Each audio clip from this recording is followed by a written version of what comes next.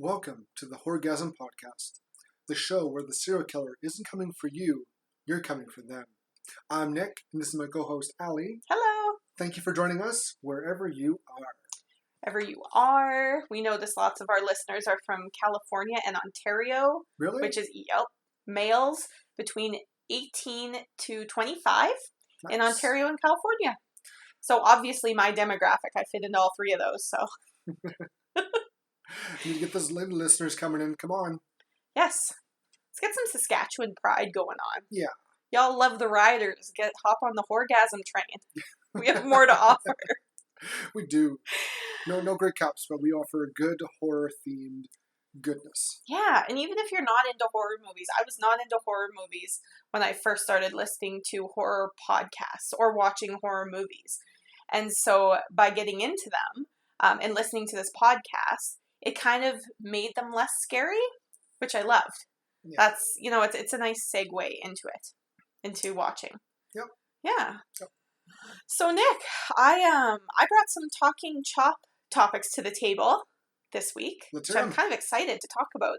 The first one is that you and I know, both recently finished watching the new Netflix series Dark Crystal: Age of Resistance, Loved it. which was amazing. It was such a callback to our childhood. Anything from Jim Henson Studios is Yes. gold. It is. Muppets, the old movie Labyrinth, Mm-hmm. Farscape, which I will always say is my favorite TV show ever.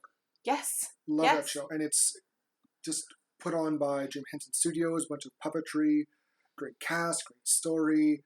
Love it. They're fabulous. And- You're never really disappointed. No, The only one that I saw that I know, I think his son did, was that one with Melissa McCarthy that came out like last year or the year before. What was that one called?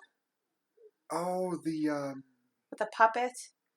There was murders, Happy Time Murders. yes, the Happy Time Murders. Yes. I went into it thinking it was going to be horrible, and it wasn't horrible. I don't think that was Jim Henson. Are you sure? I thought his son had a part in it. I was sure of it. He might have. I don't think. You know, I'm gonna look it up. Okay, look it up. Well, I'm going to talk about the Dark You Crystal. start talking. I'm gonna do a little research. So I think maybe would the Dark Crystal be considered a horror movie? So I started looking it up online a little bit, and all that I could find was that, it might scare your kids. That's about all that I could find. And so I was wondering, 2 weeks ago, we talked about what constitutes a horror movie. And it was about, does it thrill? Is it, elicit fear? Yeah. And for me, anyways, I don't think Dark Crystal elicits fear from me, but also because I think I'm older. And there was also lots of comments about people being jerks about like, oh, well, the puppets are so creepy and they elicit fear from me. It's like, okay, get out of here.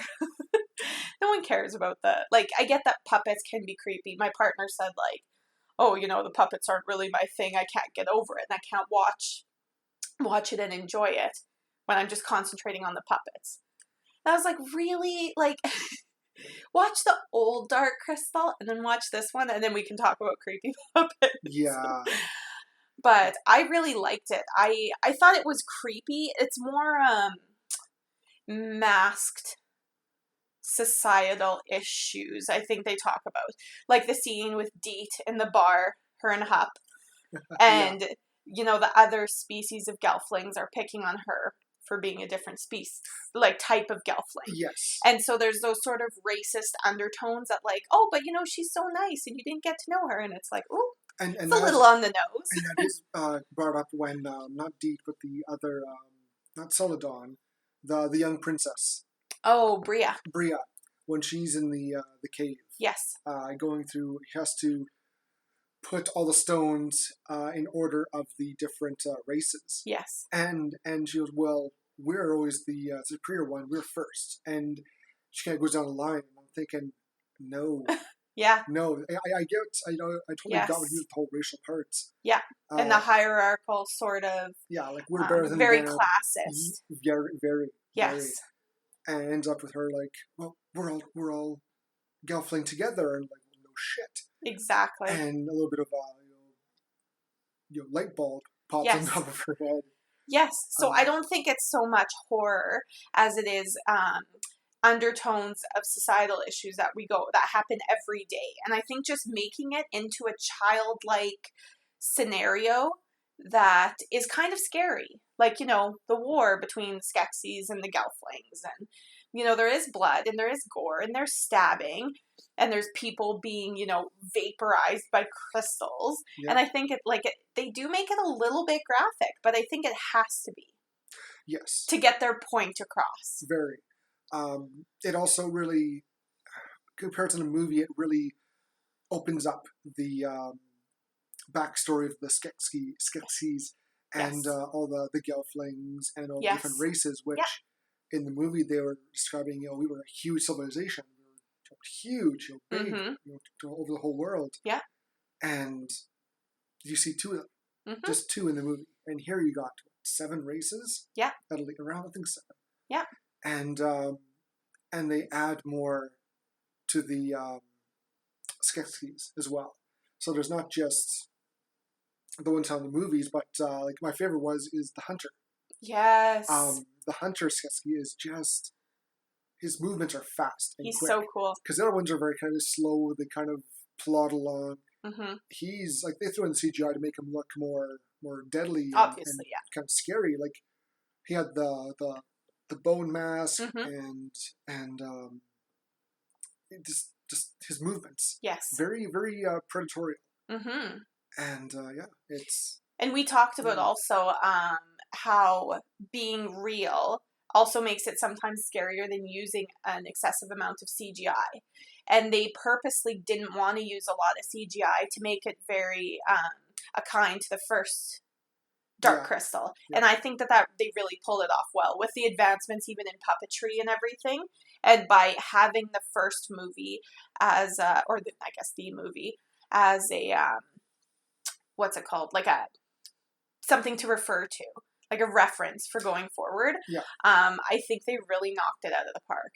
Definitely. Yeah. So while I personally wouldn't classify it as a horror movie, I think it's still a great movie that everybody should check out. Yeah, and back with the movie itself, the Gartham, those you show at the end of the show, but the big kind of crabby, the black things, like the black insects. Oh, yeah.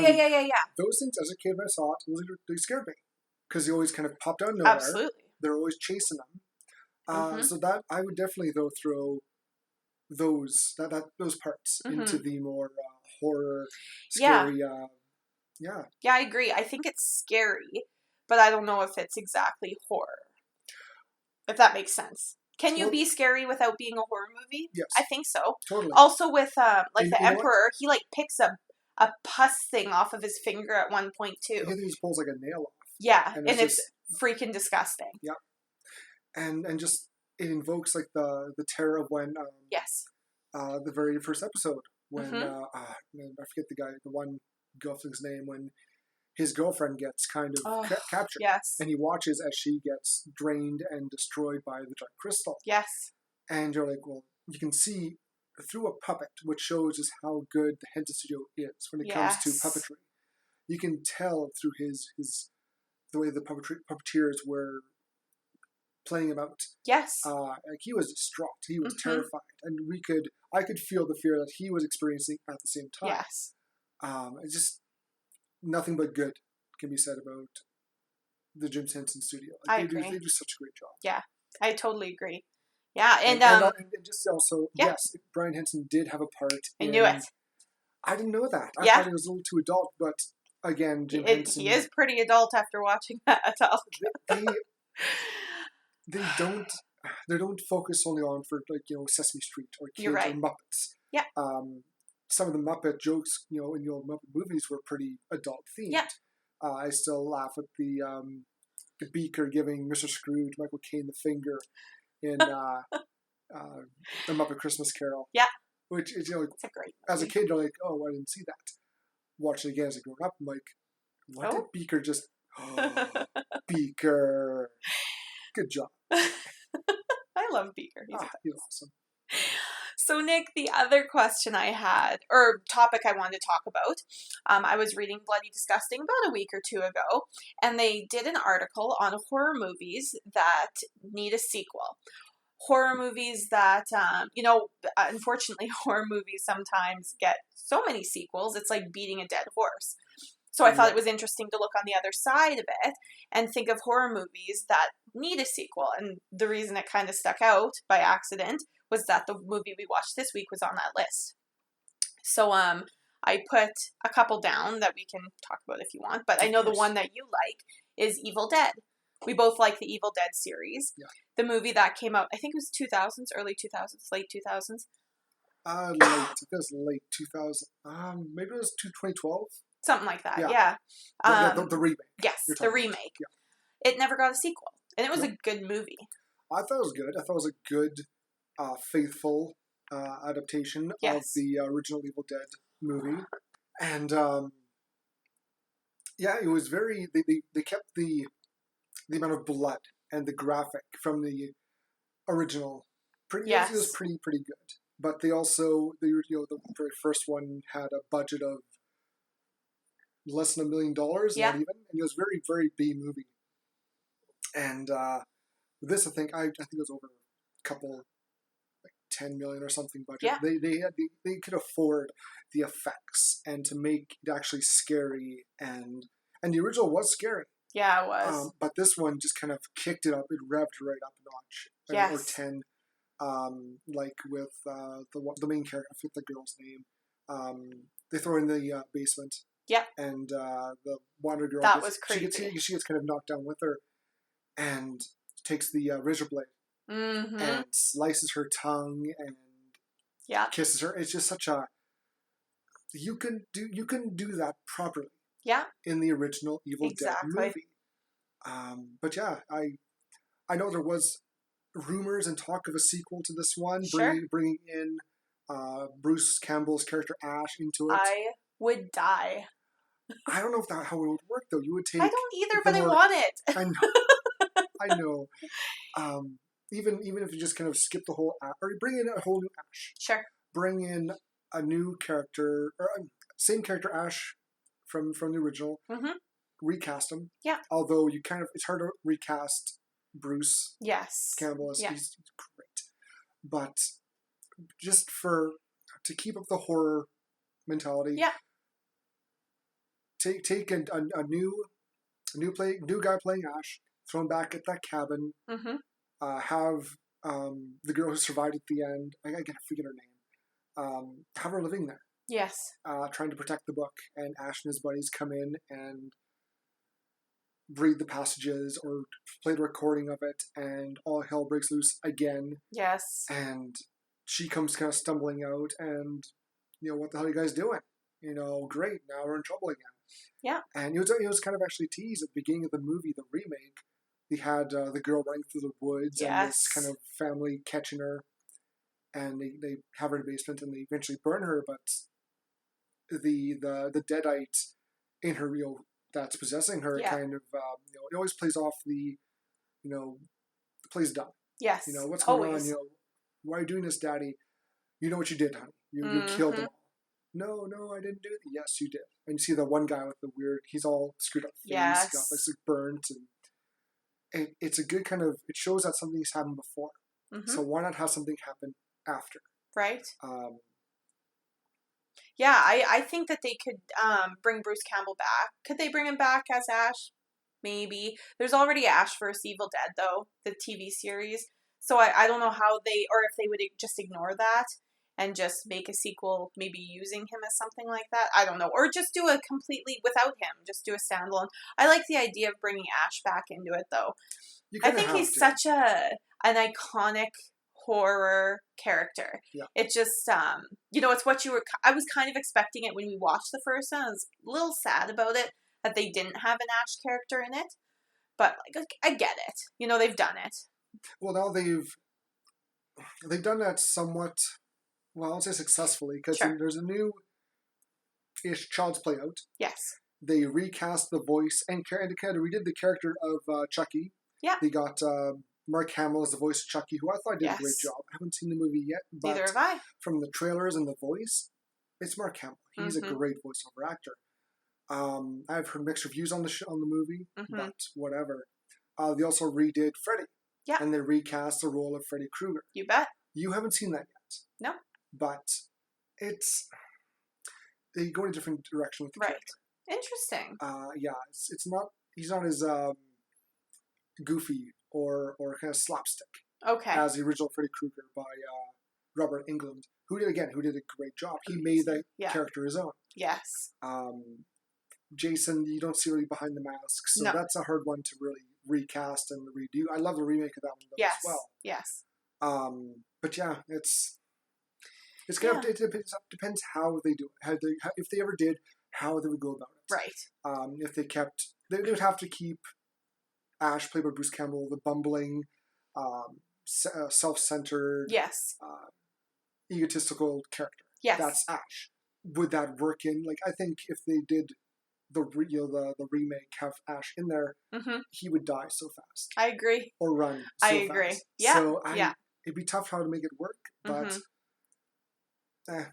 yeah. There's a character actually on American Horror Story 1984 that's almost exactly like what you just described. Really? And does almost exactly what you just described. I have It's not not like, seen all right, let's kill the bad guys. He's like, nope.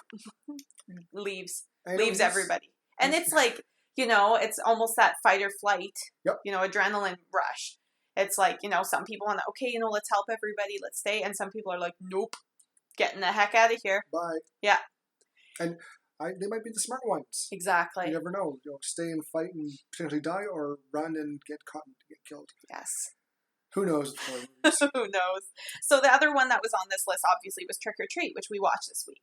So obviously, we won't go into it too much, but I think that I would totally watch a sequel of this. I think that there's so much more that they could do. I wouldn't say sequel. I could see like an anthology. Yes. Of Sam, like he's kind of the main character. Yeah. He's the one that keeps reoccurring. He's like the poster boy. Yes. Of the Trick or Treat movies. Yeah. Just keep having movies that are just kind of revolving around him. Yes. And this movie itself is like 5 short stories that are happening in the same world. Yeah. So all happening on one night. Exactly. So I don't think it's out of the realm of possibilities to make a sequel with the same sort of idea. Have him go somewhere else or even in the same area. It doesn't matter. Give it a year later. Yeah. A year later, 2 years later. Go back 10 years before. Where did Sam come from? Exactly. I know the people, sometimes if you go a little overboard with the sequels, prequels, people kind of get a little too much. Like, okay, this is too much. Yeah. But if you want to get that story out. And I just feel like there's more that it has to give. Oh, yeah. Like, it's, there's no loose ends, really, to tie up at the end of Trick or Treat. So you can just start with a whole new neighborhood, because all this stuff happens in the same kind of neighborhood. Yep. So it could all just, go to a different neighborhood. Next year, different town. Yeah, exactly. Start That'd over. Cool. Yeah, I agree. Another one, which we could have had, which I think could use a sequel, Killer Clowns from Outer Space. Yes. That's such a funny movie. It's a horror. Yeah. But it's a goofy type of horror. It doesn't take itself very serious. Right. And I've never seen it, so I don't have much to talk to about it, but I know that just from reading stuff about it, it's very much has a cult following. Very. It's kind of goofy, but people love it. Yeah. Kind of type thing. Like, I haven't read if it's like a good or bad movie, but I know lots of people really like it. I'd say it's good. It's a good and different. It's set in the 80s. Yes. So it's kind of got my the favorite era for horror movies. So it's a good era. It doesn't take itself seriously. It's very, very slapstick. Yes. Where you got the title alone, Killer Clowns from Outer Space. Like you kind of know exactly what you're getting into. The clowns, they want to kill you, and they're aliens. Sounds great. Like, what else you got for me? And without spoiling the movie or giving anything away, it's got some good surprises in it. Awesome. I'd really like to see it. Oh, yeah. But I think that we should talk about our movie that we just watched, because it was amazing, and I'm really excited to talk about it. Trick or Treat. Trick or Treat. Okay, let's get into it. Are you into it? Let's do it. Let's do it.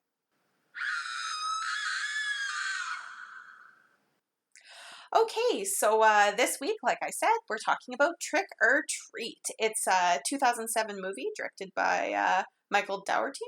Dougherty? That feels right. Dougherty? Dougherty, sure. Sure. by Mr. Michael. It's called Mike. It's called Mike. Good old Mike directing these good movies. So, Nick, this is the first movie that we've done on Horr-Gasm that neither of us have watched previously. Yep. So that's pretty exciting. Yeah. I'm jazzed about that. Yep. So we both went in. You knew a little bit more than I did. I didn't know much more than just knowing about Sam. Because, like you said, he's a poster child. You kind of see him and his little patch thing. What does he wear over his head? It's like a sack. hood. Yeah, sack hood. Potato sack hood, yeah. Dragging his little pillowcase. That's all that I'm used to. That's all that I've seen. I knew nothing about it, knew nothing what it was about. And so I heard about this movie, I guess, just on Instagram, Twitter, people talking about this time of year. It's a Halloween movie. Oh, totally. Yeah, it's obviously on Halloween night. So it's called Trick or Treat. It's not like a Valentine's Day movie or anything like that. It's a Halloween movie. Yeah. Yeah. So I guess that's how I heard about it. But how did you hear about it? I heard about a couple of years ago. I think it was mentioned on Cinemassacre's Monster Madness. I'm sure it must have been brought up then because I never heard of it until I just watched one of my videos on YouTube and they brought this movie, Trick or Treat. I'm like, oh, what's this about? So I watched and kind of gave a bit of an overview of the story and like what we do. Not so in depth, but they kind of gave, this is Sam and this is some of the characters. I'm like, this is kind of cool. Mm-hmm. I'll have to watch it sometime. Sure. And I know I bought the movie, a couple of years ago, 2 years ago. I never did watch it. I'm like, oh, that's my collection. I'll get to it eventually. Yes. And yeah. Yeah, it was. Yeah, I'm glad we did eventually get to it together because I enjoyed the heck out of this movie. I did too. It was a good movie. It was a good movie. It was a fun one to watch. Very Halloween. It kind of gets you in the mood. Even here, like the leaves are falling. It's getting a little crispy in the air. Yeah. And it's just kind of puts you in the mood for Halloween. It makes me want to carve a pumpkin. Ooh, good idea. Just saying. Might happen this weekend. Maybe next weekend. Next weekend. I'm ready. Also, the flow of this movie is very different. It is. It's not linear at all. No. Basically, you said 5 stories. There's 5 stories. 5 stories. They all wrap around and involve each other. Some major, some minor. Yeah. And it is very similar to Pulp Fiction. Yes. How Quentin Tarantino's movie, the story just kind of, you don't know where it really begins or ends. Yes. And not so this is. If anything, I'd say the beginning is almost how the movie ends. It is. It is. The beginning is the end. And you don't realize that until the end of the movie. You're like, oh. Yes. Okay. But they kind of give you hints because the people in the first story, I guess you'll call it in quotations, you see them, they bump into the characters throughout the rest of the movie. Yeah. And even if it's just in the background, because the girlfriend or wife or whatever in the first story is a robot. So she's wearing this big box and helmet sort of type thing. She's hard to miss. Yeah, it's very metallic. And so you just kind of, like, you notice her in the background, and she might even be blurry, like they just throw her in there. Yep. And I was reading in the trivia just to kind of keep you knowing sort of where you are in the timeline. Yep. They all throw people in the background, which is interesting. And they throw Sam as like the anchor. Yes. And it just, everything's kind of, it's like revolves around him through the entire movie. Yeah. He's not really so much well, I guess he's kind of the center. Mm-hmm. But he's not really the main focus either. Yeah. He's just one of the characters who he's almost like he's the main character. Yes. But everything else that happens just kind of happens around him, or he's in that proximity. Yes, he's there. Yeah. Kind of. Yeah. Yeah, so I guess we could start right at the top with the story we were just talking about. It's those 2 people in their costume. The one is a robot. I honestly don't even know what her boyfriend husband was. What was he? He was like a gladiator. Something like that, like a knight, but without the armor. Yeah. Almost. Yeah. Like it was. I think maybe it was a knight. Like a knave or something. It was weird. He didn't put much effort. It's a horrible costume. Yeah. And so they get home. She's sick of this whole Halloween thing. She says straight up, "I hate Halloween." And so he wants to go inside and get a little nasty with their costumes on. And she's like, "Nope, we're going to take all these decorations down because you're going to sleep till noon, then, play video games until 4 and getting all upset." And he was like, "Ooh, Okay. Yeah. So she's just going to do it herself. And yeah, we see Sam's also watching. Sam's hanging out. Yeah. He's across the street, it looks like. Yeah, we don't see him right away. We kind of He's see like kind of hiding his, behind a tree. Yeah, we see his kind of point of view. Yeah. And she goes to blow up the pumpkin. Mm-hmm. And the husband's like, whoa, you don't do that. She's like, why? It's like, Mm-hmm. it's a tradition. You don't blow the candle out until it blows out itself in the morning. Yes. And she's all, I hate Halloween. Out goes the little flame, and So she decides she's going to take everything down. So husband goes inside and she starts ripping everything down. And then there's a teenager waiting for his friend. Or there's like a dude standing across the street in a mask just staring at her. And as she's taking everything down, and she's like, what the heck? And she kind of starts to get freaked out. And then this car pulls up and the dude takes his mask off and he's like, hey, I was waiting. Like, and this movie does a great job of misdirection. Yes. And I'm not just a great, it does a fantastic job. Yes. You think, oh, this was going to happen. And then, boom, it just goes full 180. You're like, I did not see that coming. At all. Wow. and just the kid, you think, okay, this guy's, he's up to no good. Nope, he's just down in the corner, wait for his friends. Mm-hmm. And you're like, oh, well, if that's not the problem, that's not the guy that might kill her, what's going to happen? Mm-hmm. And we find out. Yeah. Pretty shortly after. Yes. And so as soon as she's done this, like as soon as this character or this teenager drives off, she turns back and continues taking stuff down. And Sam jumps out at her like under a sheet kind of type thing and pulls her. Oh no, she's under the sheet and he attacks her while she's under the sheet. Yeah. And then there's this, under too, yeah. And there's this big tussle and they're falling backwards and she's trying to crawl away and he's like just like beating on her kind of with his little kitty hands. Yeah. And she kind of falls back out of the yard. And then he takes his lollipop and slices her throat. Yeah. And there's some kids kind of see this. They don't see anything because it's all under a sheet. Yeah, and we don't see anything either. No, but these kids see it and we see like the red blood and they take off running. Yeah, screaming and running. Yeah, and then we see the husband who he kind of fell asleep. Yeah. Wakes up and, where's my wife? Where is she? And he goes outside looking for her and he finds her. Yeah, her body parts are hanging from a tree, her limbs. And then he pulls the sheet off of one of their little ghost things. And it's an effigy of her with her, like, hands. And she's got her head, and there's a lollipop shoved all the way into her mouth. Yeah. She's a little dead. Yeah.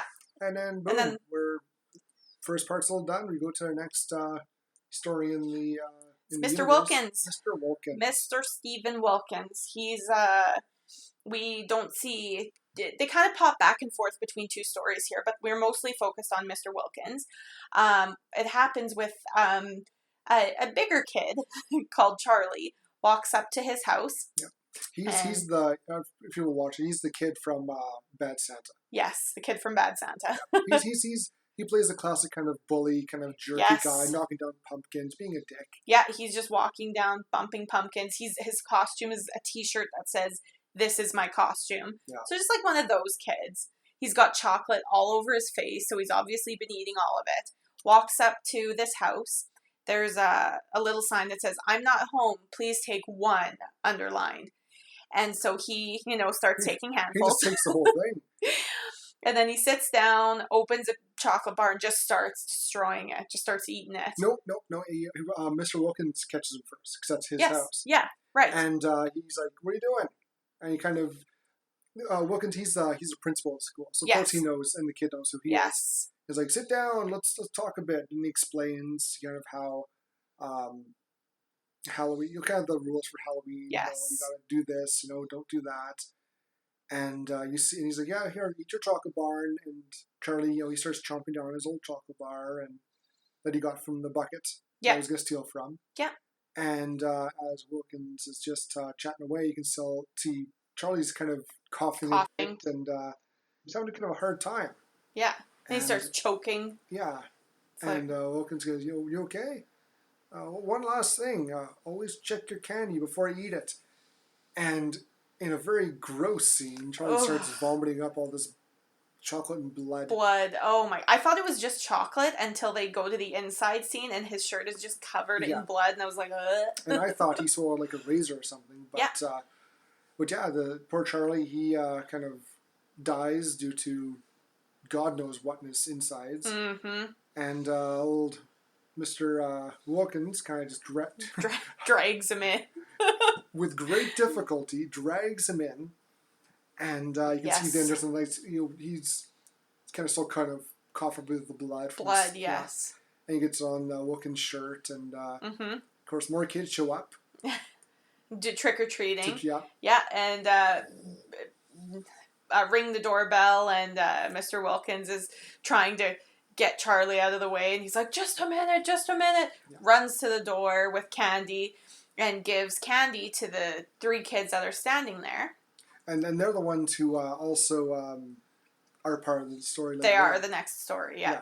They and the one kid asks if she can take a pumpkin, and he's like, yeah, sure. And she's like, it's for UNICEF, and he's like, great, just get out of here, kind of. He has more pressing issues inside. Yeah. And so those 3 kids turn to leave, and then there's little Sam standing there with his little bag.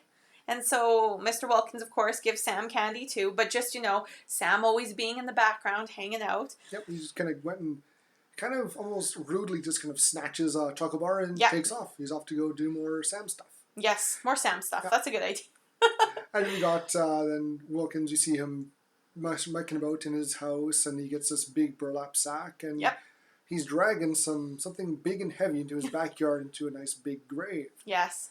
And the neighbor's dog starts barking, and his son, Billy, pokes head out from the top. I'm home, Dad. He's just yelling. I won't do it because I can see the spike on the program here. I don't want to kill anybody's ears, but he just screams the whole time, Dad, I'm back from trick or treating, and his dad's like, shh. They're trying to keep him. What are you doing? What are you doing? He's like, yeah, just go watch. One of my favorite lines of this is, just go watch Charlie Brown. It's okay. I'll be in a second. We can carve the jack-o'-lanterns or whatever he wants to do. And Billy yells out the window, Charlie Brown's an asshole.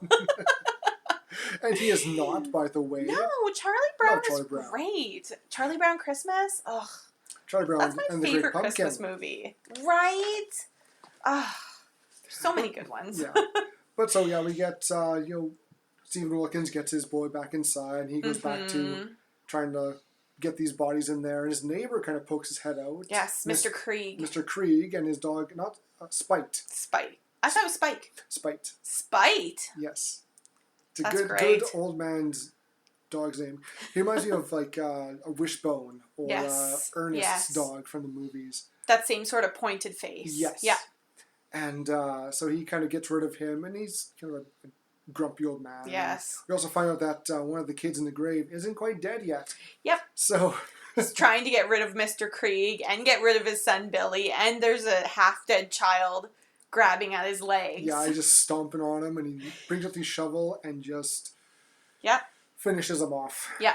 With the shovel. Yeah, couple quick cracks to the face. Yeah. Yep, and so Wilkins, he finishes up and kind of goes into his house, and he sees Mr. Krieg just kind of bang on his window, asking for help. Hey, help me. Yeah, and Wilkins is like, screw you. Yeah. Walks in, you see something jumping from the off screen and grab Mr. Krieg, and then that's it. You know what happens after. Yeah, and we were like, oh, okay, that's a thing. Yeah. Hopefully we revisit that. So then Mr. Wilkins goes inside, grabs Billy, and takes him downstairs. And he says they're going to carve pumpkins. And he has a knife, and he kind of hides it behind his back. And then Billy's asking, don't forget to help me with the eyes. Yeah, don't forget to help me with the eyes. I always have trouble with the eyes. Yeah. And it's really, it really kind of influences. Mm-hmm. It gives the impression, the impression that poor Billy's going to end up... meet his maker. Yeah, he's going to end up poorly. Yeah. And it really does trick you to thinking. Because it tricked you, it tricked me too. Yeah, I was like, oh, poor Billy. Because he puts his hand, because the boy's looking on the table, and he puts his hand on his head. Yeah. Knife comes up and down. You're like, oh, well, bye, Billy. Nope, Billy's fine. Yeah. And we pan out, and it's Charlie's head on the table. Yeah. I'm not sure where he stabbed him or why he stabbed him. He might have just maybe cut his head off or something. Something. Yeah, so they say that they'll carve it together. Big happy family. That's how to make a murderer. Starting young. No, and Billy, this is not his first human pumpkin. Yes, exactly. No, he seems quite comfortable doing this. Mm-hmm. So, oof. Sorry, Billy. Yeah. Yikes. And then we're off to the trick-or-treaters who were just at Mr. Wilkins' house. Yeah. So we have, what were the characters here? It was Sarah, Schrader, Macy. So those are the three. And then they have, so Macy was the angel. Sarah was she had like the thing on her head. And Sarah was the alien. Yep. Schrader was the vampire-ish looking thing. Yeah, he had like a mask on with a cross on the forehead. Yes. And Chip was the pirate.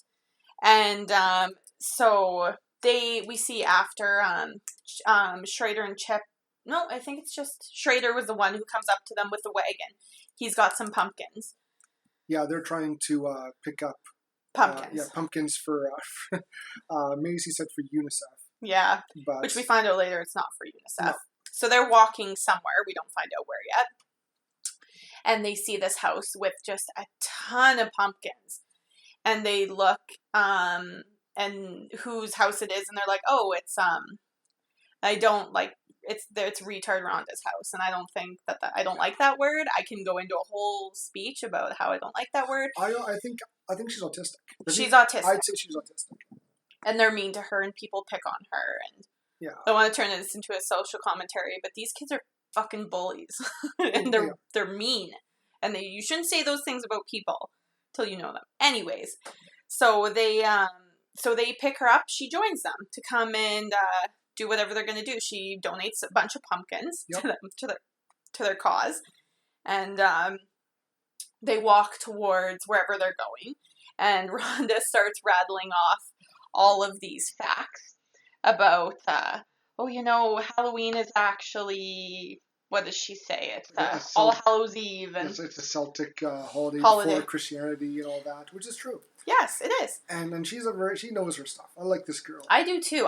Rhonda's somebody that I would be friends with. She's adorable, and she's really nice. She's a witch. And she's a witch. She's dressed as a witch. She's flipping adorable, and she made her costume all herself. Yes, she did such a good job. Yeah, and so Macy says that they actually stop at where is it? This it's like a cove. What is it they call it? It's a quarry. A quarry. Yep. There we go. Thank you. And Macy's like, okay, so this is where the Halloween bus massacre happened, and we flash back. Good old flashback. Old flashbacks. And so basically, I'll do a quick rundown. It's all these kids with dirty secrets were on the bus, which we find out dirty secret meant disabled. Yes, yeah. Is kind of what we extrapolated from dirty little secret. Yeah. So the driver took a different route than usual, and he drove to this rock quarry. So the parents asked the drivers before time to ease their burden of these children. AKA dump them. Get rid of them. Yeah, dump the kids. Make it look like an accident. Just make them disappear. Make them disappear. We don't want to see them again. So the driver starts walking up the bus and checking that the kids are strapped in and locked in chains. Chained to the bus. And he gives them candy if their chains are proper. So one of the kids starts freaking out and pulls his hands through his chains and runs to the front of the bus and drives the bus off the cliff. He just wants to go home. He just wants to go home. He's the one who noticed because instead of taking a right turn, took a left. Or vice versa. He took the different route. Yeah, and he just kept repeating it, like, wrong way. Yeah, and so we find out that the driver actually survived, but was never heard from again, and then the bus was never recovered. Yeah. Yeah, basically the bus kind of plummets headfirst into this quarry, into the water, sinks, bus driver kind of appears, and we don't know what happened to him, but it's basically assumed that all the kids are dead. Yes. No one really did an investigation or anything. Nope. I think it was Chip, who didn't believe her. Mm-hmm. It's like, this is made up. Yeah. And she's like, well, it happened. Mm-hmm. And we gotta leave these pumpkins exactly for them for an effigy or Yes. for memory. Yeah. So Macy decides that she wants to leave the pumpkins as an offering. Pumpkins for an offering. Yeah. Yes. For those who died. So then they, Sarah, Macy, and Schrader all grab pumpkins and they go down the elevator first and say, we'll meet you guys at the bottom. We'll send a key back up. So then we bump back to the top. Rhonda and Chip are heading down to the quarry to leave their pumpkins and meet up with the other kids. Chip's too scared to leave, so he's as they're going down, they hear screaming and all the jack-o'-lanterns lights going out. Yeah. And so Chip's freaking out, and he doesn't want to leave the elevator. So he stays. Rhonda goes exploring to try and find the kids or whatever happened to them. So as she gets closer to the water, she gets grabbed by something. Freaks out. So she starts running, drops her glasses, and then she sees another monster eating Chip's like intestines, and it's all graphic and gross, and she can't see. And as she backs up closer to the quarry, she falls backwards just down a little ledge and knocks herself out. Yeah, she gets her head on a rock or something and just kind of knocked for a loop. And then all these zombies kind of tower over her, and they sound not like zombies, sound like kids. Little familiar. This was a big old bad practical joke. Practical joke by the other four kids: Schrader, Sarah, I think, Macy, and Chip. Yeah, I think this was Macy's big idea. It was. Yep, Macy wanted to pull a trick on Rhonda. And so they start, Rhonda's obviously very upset. She's not happy that this happened. And so they're like, okay, whatever, let's pack up our stuff. Schrader says, this is enough. Let's pack up our stuff. We're going back home. Yeah, he kind of gets a bit of a conscience and a bit of a yes. heart. I feel bad now. Yeah. We're supposed to scare her, not get her hurt. Ugh. And so, yeah. Again, these kids are motherfucking bullies. Yeah. So do not hang out with kids like this. No. Especially Macy. She's a mean girl. It also seems like she was jealous of Schrader's giving some attention to Rhonda. Yeah. Anyways. Yeah, but no. So Sarah, Chip, Macy go and start packing up. Grabbing the jack-o'-lanterns. Yeah. There's one left that still has its light on. And so Macy kicks it into the water. Sure enough, they start to hear other voices. Uh-oh. So, yeah, not so good. No. So they start to run, just immediately start to run. And they find Schrader and Rhonda, and Macy screams that there's other people there. And as she's doing that, the zombie kids show up. Yeah. The zombie left behind kids from the bus. Yep. And they take chase. So they start running back. I forget what happened. Something stops them, and Rhonda happens to get to the elevator.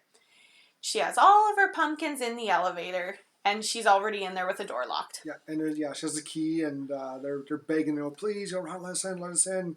And she kind of lifts up a pumpkin. There's the key underneath. So she picks it up and kind of hesitates a bit and slowly goes to turn it and hits the button, and up it goes. And up it goes, leaving the four kids down there. Yeah, and she just kind of waves bye-bye, which is such a satisfying scene. Oh, it's so good. It's exactly what they needed. Yeah, bully kids get their comeuppance yes. by getting massacred by zombies. And she just kind of pops up at the top and walks out. Mm-hmm. And who do we see out there too? Sam. Little Sam. Sam just doing He's just hanging out. Trick-or-treat stuff. And yeah. Making sure everything's going according to plan. They kind of just they acknowledge each other. And she goes on her way, Sam goes on his. And we're off to the next story, which involves Maria, Emma, Janet, and Lori. You bet. So I guess throughout the last two stories, they kind of have Lori and her two friends and sister they're picking out costumes. We kind of get introduced to them. They're picking out costumes. They're walking, down the street where their main parade is. Yeah, there's a big Halloween parade, and they're going to a party. Yeah, and of course they bump into a robot and this other weird-looking, crappy costume guy, the wife and husband from the beginning. Yes. And you also see a lot of people are kind of making out on the street. Yes. And see this girl and vampire guy kind of get into it, and we don't find he's a vampire at first. But Yes. he's all cloaked up, and next thing you know, she's got blood on her neck and her arms, and this guy kind of pulls back, he's got the pointy teeth, and it's a vampire.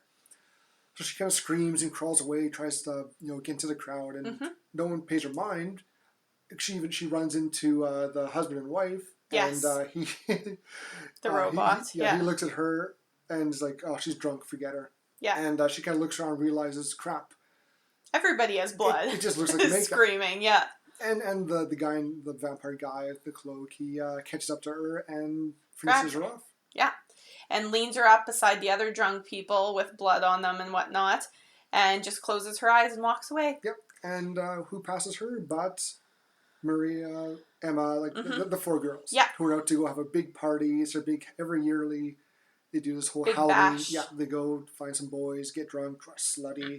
Whoop, Except whoop. Lori. Lori's a little less slutty. She's got the whole Little Red Riding Hood theme going. Yeah, her sister says she's the run to the litter. Yeah. So, she's the quiet one, I think, more reserved and whatnot.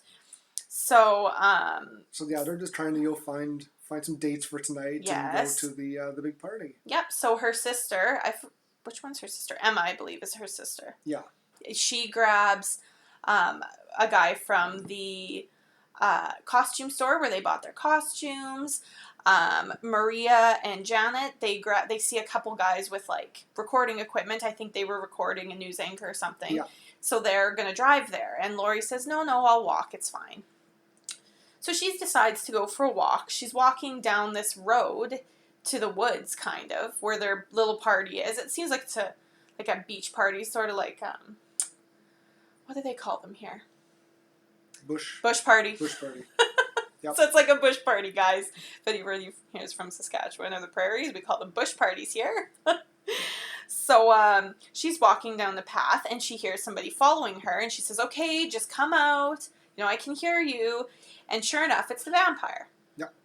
So they kind of, talk a little bit, and he makes she's dressed as Red Riding Hood, and he makes a joke about what big eyes you have. As he's kind of kissing her neck and starts biting, and he gets a little too rough, and she screams. Yes. And we cut to the party. Yes, to the party. And her sister is a little worried. She hears that.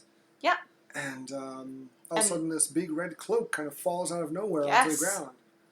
And her sister goes to investigate and pulls the hood back, and she's like, it's not Laurie. Yeah. It's the vampire. It's the vampire. And so when she realizes the vampire is in this this red hood that Laurie was wearing, Laurie comes out of the woods. And they kind of talk about, I don't know, she found somebody kind of. And she was talking about her first time, yes. too. This whole bit we were trying to get some backstory on these girls. Yes. And they kind of joke about her being a virgin and all that. Yeah. And yeah. Yes, so they're kind of talking, and as they're talking, we go back to the vampire, and they take the mask off of him, and lo and behold, it's Mr. Wilkins. So this is obviously after the carving with his son. Yep. So he must have gone out after, in quotations, and so Mr. Wilkins is kind of coming to. He notices that his leg is very graphically broken. Yeah. It was really gross. And he starts looking around, and he notices that there's dead bodies all around. So he's thinking, what the heck? So all of a sudden, all the girls, the music kind of starts to happen. They're swaying. I love this song, by the way. This is such a good song. It's from Sweet Dreams by Marilyn Manson, isn't it? Yeah. And it was also used in the House on Haunted Hill. Sure. Again, another great horror movie. Mm-hmm. But yeah, music kind of picks up, and these girls start dancing and swaying, and they start taking their clothes off. Taking clothes off, and then taking their skin off. Yeah. And you at first thought they were vampires. Yeah. You're like, oh, they're not. He's not a vampire. They're vampires because we found out he's not even a vampire. He's not a vampire. They take his teeth out. Fake teeth out. It's like, that's a nice trick. And so the reason I thought they were vampires is because they open their mouths up and they've got little pointy teeth, and I'm like, oh my god, they're vampires. It's like a blood ritual sacrifice thing or something. No. And when they start taking their skin off, we actually find out they're werewolves. And this is a great werewolf transformation scene. This was really good, yeah. Nothing too fancy, but just the effects of the werewolves are great. I guess this is the same guys who did Underworld. Oh, yep. Okay. And yeah, so I always prefer, when it comes to werewolf design, I've always preferred the bipedal werewolf, like a humanoid. Agreed. With the long snout. Yeah. The ones where they're just wolves is not as scary. I find it's just kind of more blah. Yeah. So you're thinking more like Harry Potter-ish?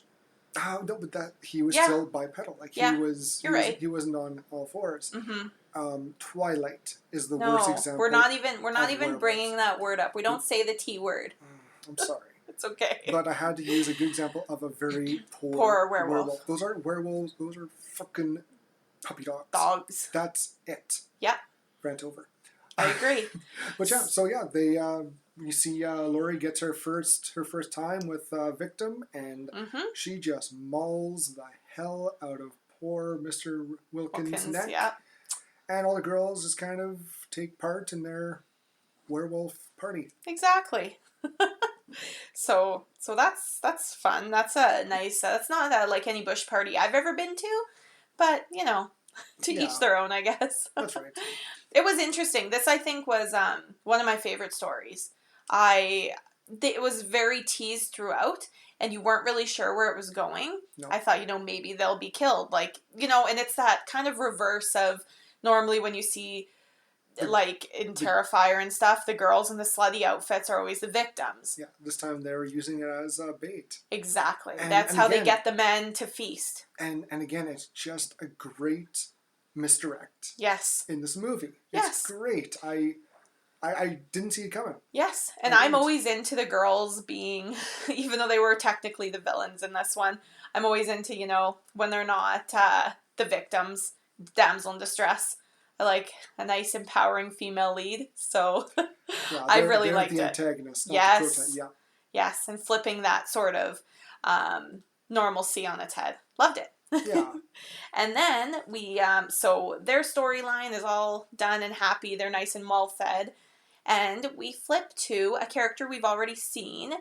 It's Mr. Krieg and his dog Spite. Yep. And we kind of pick up with you got some trick-or-treaters. You betcha. Yeah. And, he just kind of, blows them off a bit and goes and, he does blow off, but also he has these kind of glow-in-the-dark eyes he puts on his dog. Yeah. And he scares him away that way, which is it's a great little funny scene. It's adorable. And he goes back into the house and kind of monkeys around, and Sam sees this. Yes. He saw it happen. He's like, well, this isn't going to work. Nope. So Sam starts kind of terrorizing him a bit. Mr. Krieg goes outside and he goes into the backyard. And we kind of get the other side of the story when Wilkins is trying to toss the bodies in the grave. Yes. And Wilkins, he's trying to hide, from Mr. Krieg as he kind of peeking him through a hole in his fence. And goes back in. And you can tell something's a little off. His dog's kind of looking at the door and runs upstairs. You hear him kind of yelping. And so he kind of goes and investigates. And he goes to his bedroom. Yeah. And there's a pumpkin. I think there's a pumpkin there. Yeah, there's a pumpkin in the room. And then there's movement under the covers. Yeah. And he opens it and there's just a toy hand. You're moving. And then... the pumpkin kind of flares up, and there's "Trick or Treat" written all. Give me something. The Trick or Treat song, yeah, all over the walls in blood. And sure enough, old Sam, he's there, and he grabs him from underneath. He stabs him. He cuts his Achilles tendon. I don't think he cuts. He just stabs. Because it's all cutty. Maybe he didn't get it all, but it was like a slice. He got him pretty good. It was gross. And a nice razor blade in the chocolate bar, and they tussle. Mr. Kree's trying to get away, and he goes for his shotgun. His shotgun above the fireplace. Yep. He's got his NRA card in his pocket. She threatens Wilkins with. And so him and Sam again, they They fight. Sam's, he kind of overpowers him. Yes. He crawls. It's really cool. You see him crawling on the Mm-hmm. ceiling as Krieg's trying to get the door open because he falls down the stairs and there's candy. There's not marbles but gumballs and razor blades and glass and tacks and stuff and nails all out on his hands.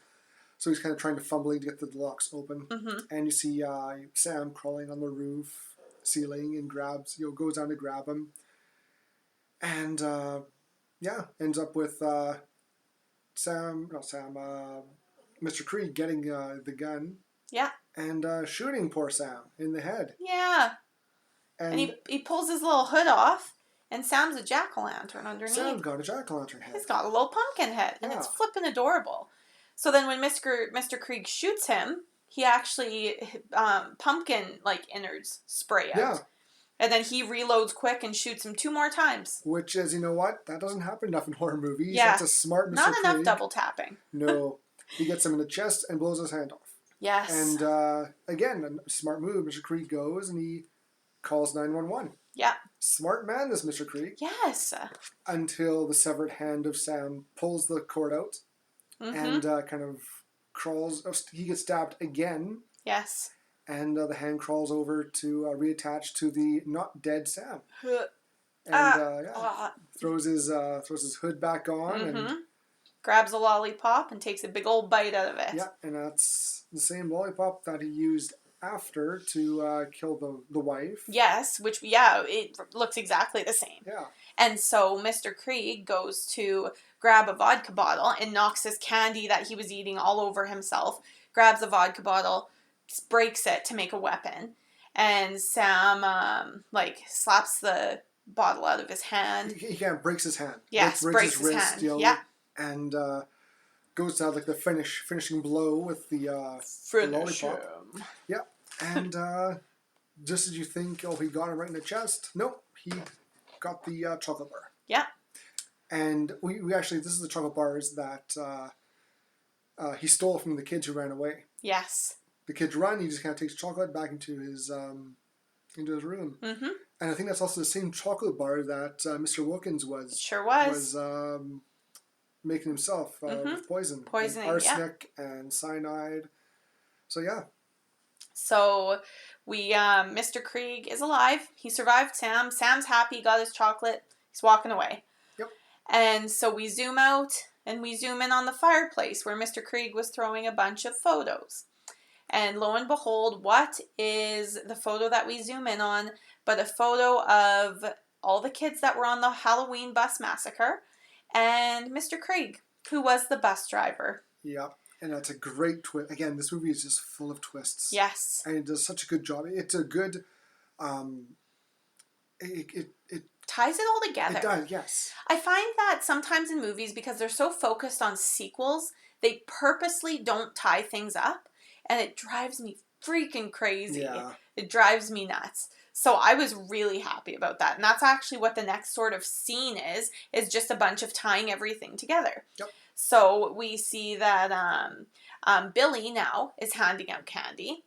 So he's, his dad hasn't come home yet. So he's got his dad's bloody shirt on and he's handing out candy. Rhonda's walking home. I didn't notice he had his dad's bloody shirt. Oh, you bet. I missed that. Even the tie and everything. Rhonda's got her wagon and she's headed home. Sam is watching Krieg very happily handing out candy to children now with his dressings on. Like he's got his head all wrapped up and his wrist all in a sling. Yeah. The werewolf ladies drive by laughing and congratulating each other and singing. They almost hit Rhonda. Yeah, so we kind of see all 5 stories culminating here. So then we go back to Mr. Krieg, who has just given out candy. Oh, and then we also see Sam, he's watching. He's watching Mr. Krieg, kind of like, you better be giving that damn candy out. Yep, and then turns around and sees the robot blow out the pumpkin. Yes. And we see him kind of walk towards them. So Mr. Krieg, now that he's not in Sam's sights anymore, goes to close the door, walks away, and gets another ring on the doorbell. You're like, what the heck? So he walks back over, grabs more candy, walks back to the door, and opens it up. And sure enough, it's all the zombie kids from the bus. Trick Instead, or treat. trick or treat. And yeah, and that's how it ends. And cut to credits. Yeah. It's such a great movie. It was a really good movie. I was not at all disappointed. I Nope. now see why people talk about it, have it in their feed. Love Sam. He's so cute for a little killer. And you know what? He's just all about Halloween. That's his thing. Yeah. And he also know if you don't do it properly, he's not afraid to take drastic measures and stab you with his lollipop. Yeah, obviously his whole Halloween thing is, everything has to be done properly. So those listening, if you don't give out candy or take part in Halloween this year, look for Sam. He might be there waiting for you. Yeah, this is a learning experience for me because I hate handing out candy. It's like the one thing I hate. I don't know, part of the reason is I'm not a big fan of children. So like 50 of them coming to my door in one night is kind of like my worst nightmare. But they have such good costumes. Like last year, you weren't here. I was here giving out candy last year. Because I avoided it at all costs. And I'll do it again this year. I'm actually legitimately have something going on this year. I have a play. Oh, darn. That I'm going out after. You know what? That's fine. Because I'll be here. I'll be watching horror movies. Fabulous. And I'll be giving out candy because that's what I like to do. And last year, this one girl came up and I'm like, what are you this year? Because I love to entertain them. Of course. I want to see what their And costume kids is. love to talk about their costume. Do. She was a ninja mermaid. Yes. And I'm like, that is the best costume I have ever seen. You get 2 handfuls of candy. Get on with yourself. Yeah. Get out here. Go have some more. Go get more candy. Have fun. Yes. And yeah, I love Halloween. I do too. I just don't like kids. I love this movie. I love this movie too. Well, Nick, if you loved it so much, what would you rate it out of 4? 4.5 Horr-Gasms out of 5. Oh my god, that's amazing. It kind of gets a little bit of everything. Yes. You get a bit of the comedy. You get a good bit of not too much of gore. Mm-hmm. Violence. There's a nice little brief scene of boobs. Yeah. Very brief. Very brief, but you still get them in there. It's in there. That's where the 0.5 comes into. Yeah. It has a very creepy character of Sam who's always lurking. Yeah. They've got there's not just one villain. There's the homicidal killer, Mr. Wilkins, and his crazy son. Yeah. There's Sam. Mm-hmm. You got werewolves and zombie kids. You bet. It's not just one single villain like Scream, for example, but it's a little bit of everything. Yeah. You get a fake vampire even, and all in this one little town in one night. I agree. It's just a fun movie. It is. It's just a great movie. Yeah, I agree. I would probably rate it 4 out of 5. The only reason I wouldn't give it 5 is because I wasn't scared. I've never had a horror movie really scare me. So I'm reserving that 5 for when, and there's only been one recently that really bothered me. But if, this movie isn't going to keep me up at night. Does that kind of make sense? Yep. It doesn't super scare me. You know what? I forgot to mention also, they threw in a Thing reference for John Carpenter, which was also in It Part 2. Yes. When Sam's hand's crawling around, Mr. Krieg spouts out, "You've got to be fucking kidding me." Yes. Yeah. And I love it. It's such a good nod to John Carpenter's A Thing, the 1980s version. Yes. And I just one of my favorite quotes in movie history. Yeah, it was great. I don't know. I loved everything else about it. I loved the jumping storylines. The flashback was fabulous. And you don't see that very often. You don't. It's usually, like I said, it's usually linear. But this is just kind of, it just, for being all over the place, it flows ridiculously well. It does. And again, I compare it again to Pulp Fiction. Again, it flowed so well. Yes. But that's because the stories kind of intermingled so properly. Yeah, I loved it. I loved the characters. I thought the acting was amazing. The guy who plays Mr. Wilkins, he's a famous actor, and I meant to write his name down, but I didn't. Brian Cox? Yes. No, nope. That was Mr. Krieg. Oh, Mr. Krieg, sorry. Yeah, he's a good actor, too, though. He's from Red and whatnot. Also, Anna Paquin was Laurie. The virgin werewolf. Yeah, but I loved everything about it. I thought, especially, it's a good movie, especially for Halloween. I would add this to a yearly Halloween list to watch. It was amazing. I don't know, like I said, the acting, the characters, the different sort of horror, like we get zombies, we get werewolves, we get serial killers, like all the scary things that scare people we get. Yeah. And the guy who played Stephen Wilkins was Dylan Baker. Yes, Dylan Baker. Yeah. If you saw his face, everybody would recognize him. I guarantee he's in a movie you've seen at some point recently. He's just one of those characters. And he actually won an award in 2009 for supporting actor, like a horror award. Oh, good for him. Yeah, but I think he totally deserved it. It was great. So, we, I think I would give it 4. You'd give it 4.5. I'd say it's a pretty good movie. I love it. Yeah. What should we do for Ichabod's Kill of the Flick? Well, Ichabod's Kill of the Flick, we talked to her before she fell asleep here. You might have heard her snoring during the, while we're talking here again. She likes to make her presence known. Yeah. She told us that she really liked when Laurie ate Mr. Wilkins. It's, I think, it's two main characters finally coming together, mingling, dying, giving life. Pretty much. And Mr. Wilkins being a serial killer, you don't feel that bad when he dies, honestly. No, he was kind of a jerk. He didn't like people. He killed a lot of them, mostly kids, which is... Yes. Like, why kids? And he's a principal. It's the worst. Well, he's a principal. Maybe that's why. Yeah. Maybe he just I had feel enough. that. Had enough. Yeah. But I think that's a good choice. And her being a dog and werewolves being the ones that did the killing. Yeah. She knows what's up. Yeah. And for next week, we'll be showing Candyman. Candyman. This is one that you suggested, Lana. Yeah, I've never seen it, and I've heard really good things about it, and I don't know anything other than I know who the main character is and something about bees. Yep. And that's it. That's all that I have. I'm excited about it. I think I've seen most of it once. It was like a TV edit. Mm-hmm. So I haven't seen it. TV edit will definitely be different. I'm sure it was on TBS years ago, and I saw like, ooh, this is nicely edited. But I don't think I've seen it uncut. So this will be kind of another first for me. Yeah, it'll be good, and we just bought it even solely for this reason. So I'm ready to give it a try. That's for sure. Growing collection. Woohoo! All right. Well, thank you everybody for joining us. This episode was brought to you, as always, by our executive producer, Ichabod. We hope you enjoyed your Horr-Gasm as much as we did. Please don't forget to rate, download, and subscribe. Also, like and follow us on Facebook at Horr-Gasm Podcast and Instagram at Horr-Gasm, and of course, Twitter at GasmHorror. If you have a movie you'd like us to review, this is the best way to let us know. We hope to see you again next week because we have such sights to show you. Plenty of Horr-Gasms for you to experience. See you next week.